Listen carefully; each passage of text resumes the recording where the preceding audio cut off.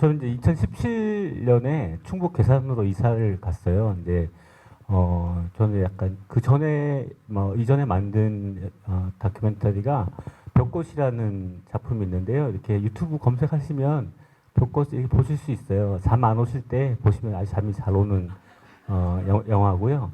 벼의 1년 동안의 그 생활을 이렇게 쭉 살펴볼 수가 있는 작품이거든요. 밤에 쭉 보세요.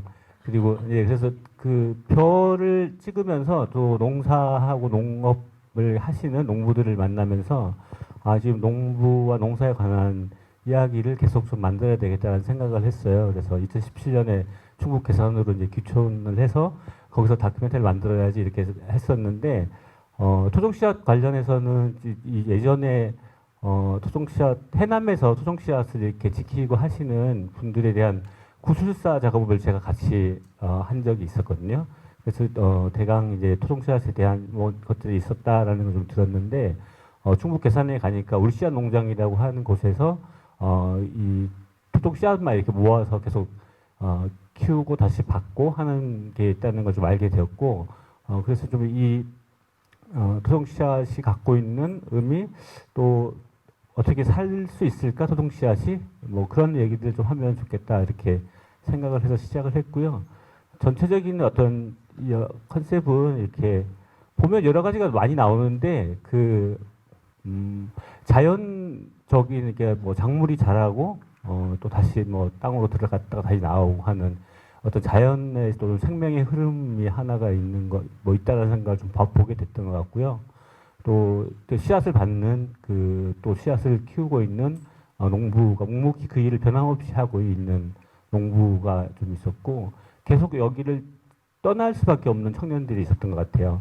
그러니까 처음에는 토종 씨앗 지키는 사람들 또 토종 씨앗에 관한 이야기를 많이 해보려고 했는데 점점 이제 제가 발견한 거는 오히려 이게 그 뭐 아름다운 자연 혹은 토종 씨앗을 그렇게 지키고 계속 묵묵히 살아있는 동안 지키겠다라고 하는 그 농부 그리고 떠난 농부 이런 청년 농부들 그런 걸 보면서 조금 뭐 그렇게 이야기를 좀 만들어 보면 좋겠다 이렇게 생각해서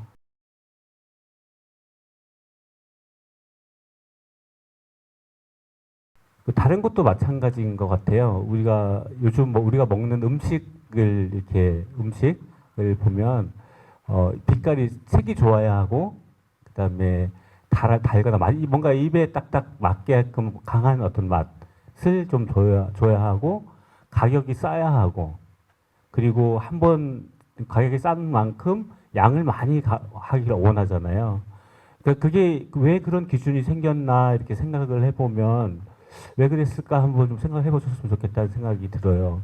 맛이 있다 없다는 굉장히 주관적인 거잖아요. 그러니까 내가 맛있게 느껴지면 맛있는 거고 맛 없게 느껴지면 맛은 없게 느껴지는 거일 텐데 천변 어떤 게 다 보면 뭐 그렇게 다 때깔 좋고 맛도 있다라고 이렇게 생각되어지는 게 일정하게 이렇게 좀 지배적인 어떤 흐름이 되는 것 자체가 조금 이상하다라고 생각이 좀 들어요. 그러니까 우리가 다 모든 사람들이 얼굴이 다 다른 것처럼 맛도 다 다르고 거기에 있는 작물도 다 다를 텐데 그걸 하나로 좀 이게 딱 묶어 놓는다라는 생각이 들고요. 그거는 여기서 제가 여기서 본 것처럼 어떻게 보면 빛깔을 많이 이쁜 빛깔을 내기 위해서 뭔가 뭐 색소를 넣거나 아니면 그 특정한 색상을 더 많이 나오게 하는 뭔가 뭐 유전자 조작을 할 수도 있고 혹은 또 다른 거뭐 배양액 같은 걸 더 넣을 수도 있고 그럴 수 있잖아요. 뭐 단맛도 더 나게 한다든가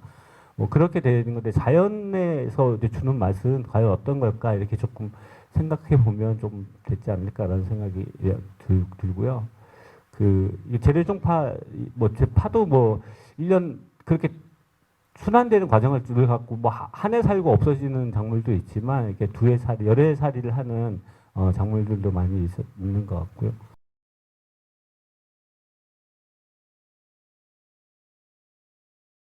여기는 농약을 거의 사용하지 농약은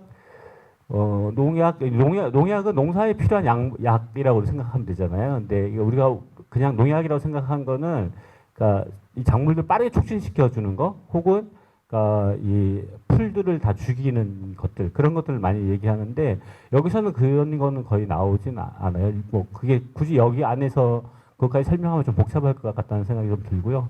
그리고 여기는 자체적으로 그 뭐 특별히 뭐 예를 들어 진딧 유기 자재를 써요. 그래서 뭐 진딧물을 고추에 진딧물을 나거나 이렇게 하면 뭐 다른 이게 뭐 배양 뭐 은행알을 이렇게 뭐 따가지고 뭐 끓여서 또 뭐 녹인 물에다가 뭘 약초를 넣고 뭐 그거 가지고 이렇게 뿌리고 뭐 이런 식으로 하는데 거기까지 보여주지는 좀 못한 것 같아요. 네.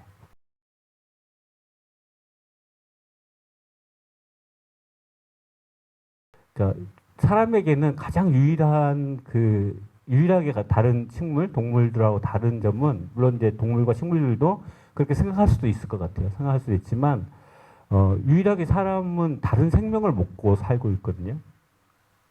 다른 생명, 그게 이제 동물이든지 뭐 식물이든지 그런 생명을 먹고 살아요. 근데 그 생명을 먹고 사는 것에 대한 일종의 죄책감 혹은 미안함을 갖는 유일한 존재라고 생각이 들거든요. 또 그렇게 말씀하신 분도 계세요, 실제로. 그걸 생각할 수 있는 사람이면 내가 다른 생명하고 어떻게 살아야 하는가라고 하는 질문을 바로 연결해서 할 수밖에 없는 것 같거든요.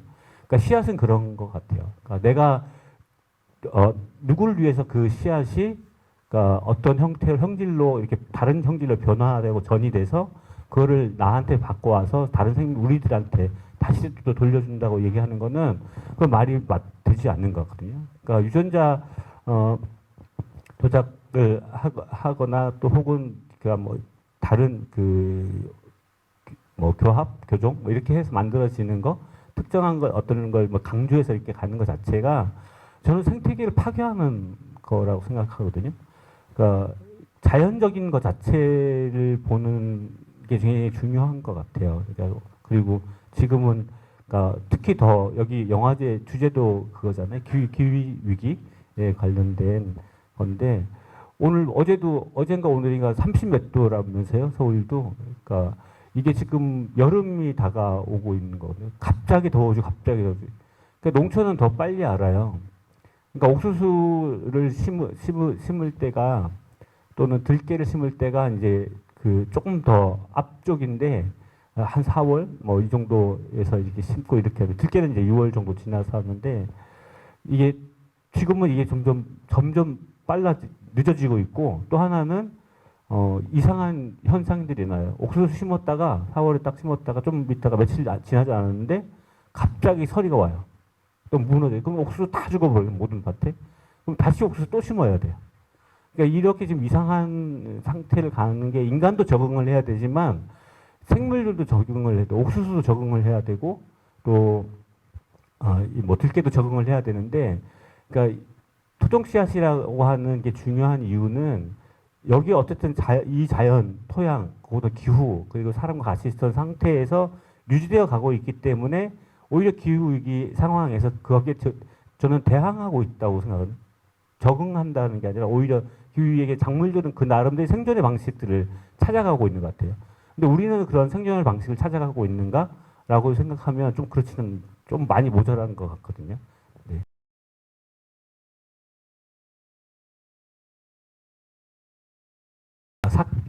넣을까 말까를 많이 고민했던 거는 이제 뭐 여기서 이제 잘 보이진 않대. 뭔가 하여튼 무슨 일인지 모르지만 어쨌든 농장 안에 사람들 간의 갈등이 있다는 건 느끼시잖아요. 그죠?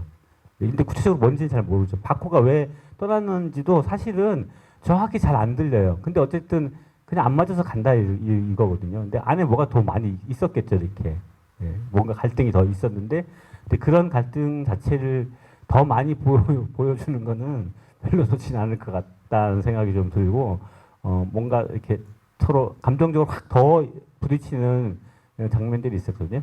찍긴 찍었는데 뭐 그걸 너무 이렇게 드러내는 건 좋지 않겠다 해서 좀 뺀 게 있고 시 받는 게 저는 이제 9억 배출 받는 게 너무 아름다웠어요. 그러니까 농부라는 이름에 그 이름을 이제 더 붙이면 그러니까 농부는 기능인, 전문인, 농사에 대한 전문가고 또 모든 농자재를 잘 다룰 수 있는 기능 전문가, 기능인이에요. 또 하나는 이렇게 과학자거든요. 왜냐하면 기후를 잘 알아야 돼요. 그리고 토양의 재질과 그러니까 이 토양과 물과 공기가 어떻게 만나는지 정말 과학적으로 잘 분석하고 거기에 맞는 거를 이렇게 계속 조건들을 만들어 주는 사람이에요. 그러면서 이제 과학이 필요하거든요. 또 하나의 농부의 다른 이름은 예술가예요. 저는 구옥 배추를 이렇게 그러니까 이 씨를 받는 모습을 보면서 너무 그런 모습을 어떻게 볼 수 있을까 제가 그런 생각을 했어요. 너무 아름답죠. 물론 이제 힘드시죠. 이렇게 뭐 쪼그리가 안 되고 우엉 같은 경우도 이렇게 그게 가시가 있거든요. 씨에 하면 이렇게 도도도 씨. 근데 이게 손에 꽂혀요 이렇게. 근데 그걸 이렇게 하나씩 눈도 이렇게 잘 안 돼. 이렇게 보고 이렇게 하는데.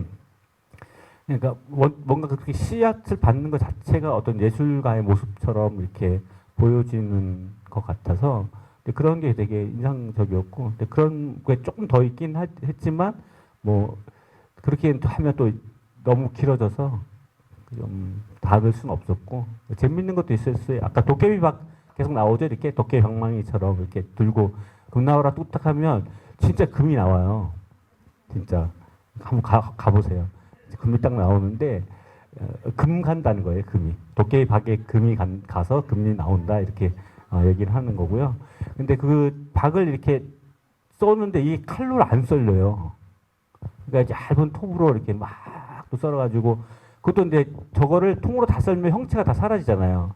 그러니까 씨만 받을 수 있는 만큼 썰어서 거기만 하고 안에 건 이렇게 다 숟가락 뭐 이렇게 해가지고 긁어내서 놓고 그 형체는 다시 걸어놔요. 이렇게 걸어놓거나 아까 이렇게 말벌 큰 거 이렇게 이 큰 게 말벌집이거든요. 저기 있는데 근데 그것처럼 또 대표님 뭐 하나씩 다 주워오거든요. 그러니까 지게부터 시작 통발 뭐 이렇게 또그 옛날 지금은 잘 안 쓰는 그런 걸 갖고 오시는데 그런 걸 이렇게 가서 그 동네 그 아저씨랑 같이 막 흥정하는 이런 장면도 되게 재밌어요.